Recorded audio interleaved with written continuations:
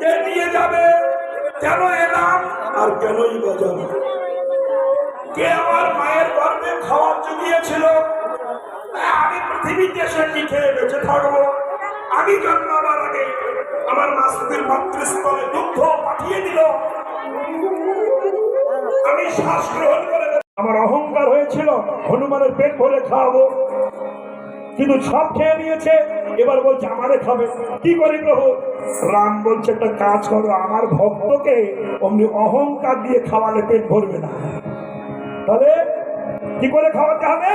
বলে শোনো, অল্প অন্ন দাও, সবজি দাও, দিয়ে একটা তুলসীর পাতায় রাম নাম লেখো। রাম নাম লিখে পাতাটা অন্নের উপরে দিয়ে হনুমানকে খেতে দাও, এইবার মরে যাবে। এরকম ছোট্ট উদাহরণ শাস্ত্র থেকে বলছি আমি আপনাদের কাছে। এই ব্যক্তির নাম ছিল এই 10,000 বছর ভগবান পরাজিত হয়ে যাচ্ছেন আর পাচ্ছেন না যুদ্ধ করে। নারী ভঙ্গের